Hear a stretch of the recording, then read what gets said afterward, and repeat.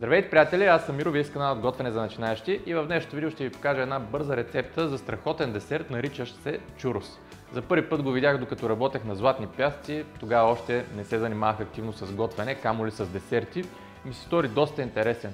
Вкусът му ми е останал в главата и се надявам днес да мога да го възпроизведа и да ви го споделя.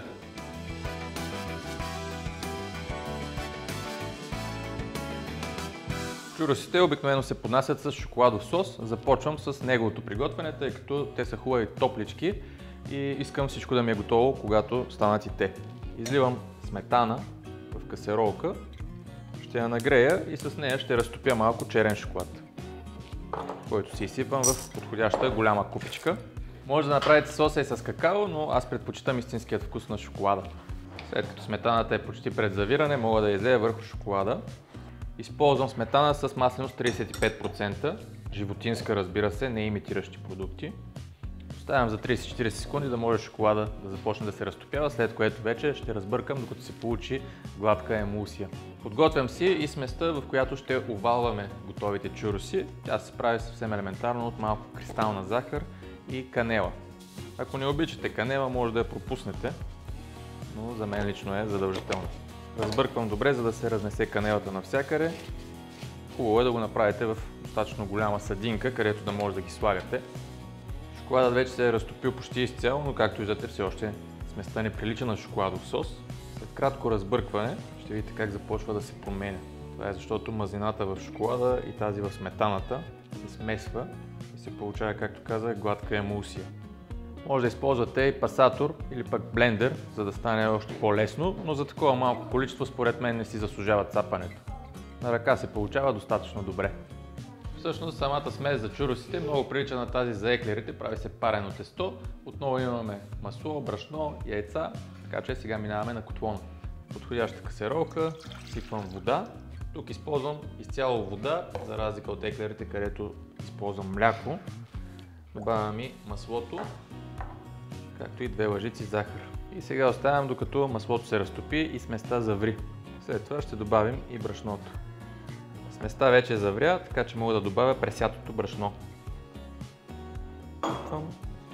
Бъркам енергично, като намалям котлона на ниска степен. Както виждате, буквално за секунди брашното поема влагата и се получава нашето парено тесто, към което след като малко се охлади, ще добавим и яйцата. Точно както и при еклерите. Готвя го така на котлона около 30-40 секунди. Както виждате, дъното остава чисто и може би чувате, че днеска имаме гости и е малко шумно при нас. След като тестото леко се е поохладило, както виждате, все още излиза пара от него, но няма нужда да става изцяло студено. Мога да добавя първото яйце. След като то се освои, ще добавя второто.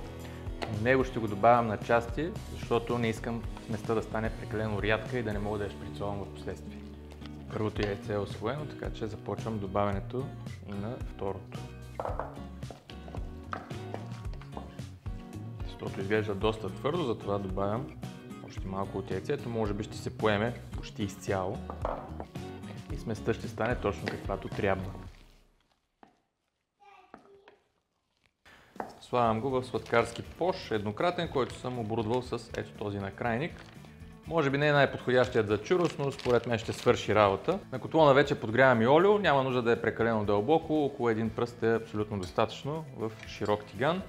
За да ми е по-лесно, ще си намазня и една ножица, с нея ще режа чуросите, когато ги шприцовам директно в тигана. Олиото трябва да се нагрее до около 180 градуса. Тук съм приготвил една голяма чиния с кухненска хартия, върху която ще изцеждам готовите чуроси. Мазнината ми е почти готова, в момента е на 165 градуса, така че мога да започна с шприцоването.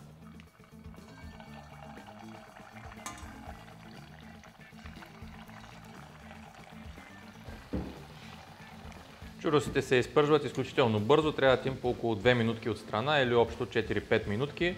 Както виждате, не ги скупчвам много в тигана, за да мога по-лесно да ги въртя и да контролирам изпържването на всеки един, защото ако станат прекалено много, ще ми е доста трудно да ги въртя вътре.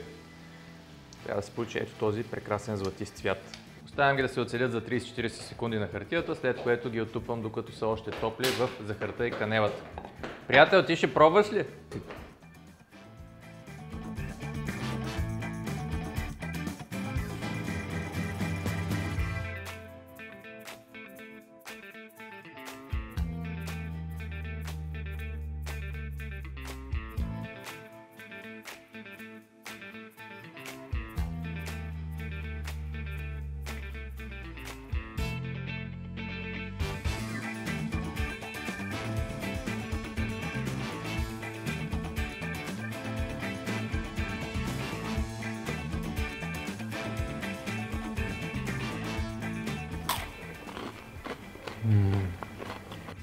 Изключително са вкусни между другото чуресите. Някои от вас, които са правили толумбички, може би видяха, че доста сходен метод има на изпържване. Ако искате да видите и толумбички в канала, оставете един коментар отдолу. Благодаря ви, че бяхте с нас. Ще ви очаквам отново в следващото видео, когато пак ще приготвяме нещо вкусно. Чао!